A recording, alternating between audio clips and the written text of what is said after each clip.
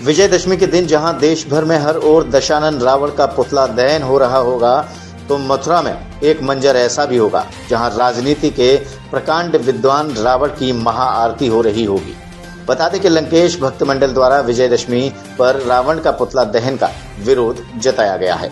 इतना ही नहीं, विजयदशमी के दिन लंकेश भक्त मंडल के सदस्य महान शिव भक्त रावण की महाआरती भी करेंगे। भक्त मंडल के अध्यक्ष ओमवीर सारस्वत एडवोकेट ने बताया कि त्रिकालदर्शी प्रकांड विद्वान का हर वर्ष पुतला दहन करना एक कुरीति है जिससे खत्म होना चाहिए। उन्होंने कहा कि दशानन रावण की अच्छाइयों से भी प्रेरणा ली जा सकती है। हर वर्ष उनका पुतला दहन नहीं होना चाहिए।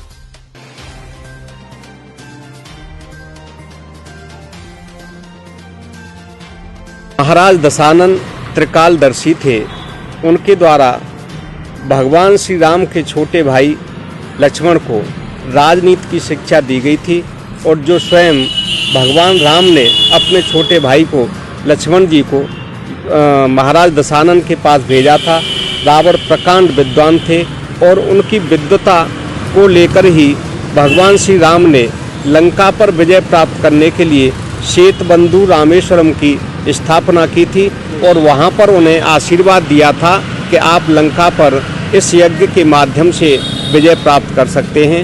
ऐसे प्रकांड व्यक्ति का, ऐसे प्रकांड विद्वान का, जिसे तीनों कालों का ज्ञान था, उस व्यक्ति का पुतला दहन करना हमारे समाज के द्वारा एक कुरीति के रूप में चलाया जा रहा अभियान है। हम उसे बंद करने के लिए समाज के लोगों से प्रार्थना लंबे समय से करते आ रहे हैं।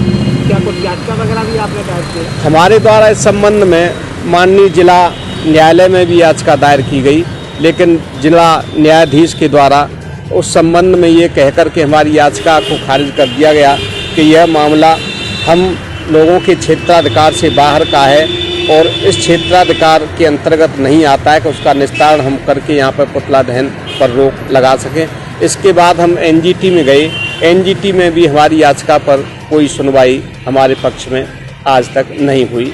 हमारा प्रयास समाज के लोगों से यही है कि वो पुतला दहन की कुप्रथा को बंद करें, जिससे लोगों में एक अच्छे गुण रावण से सीखने का लोगों को मौका मिले।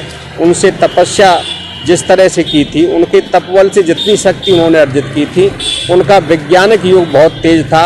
आज तक उस तरह की जो परंपराएं उनके युद्ध भूमि की थी या उनके ज्ञान की थी, हम लोगों के द्वारा उनका ज्ञान अर्जित करने के लिए प्रयास नहीं किया जा रहा है, क्योंकि उन्हें एक बुराई के रूप में हमारी समाज के लोगों ने देखा है। अगर अच्छाई के रूप में हम उन्हें देखते हैं तो उनके अच्छे गुणों से हमें बहुत कुछ प्राप्त करने को मिलेगा।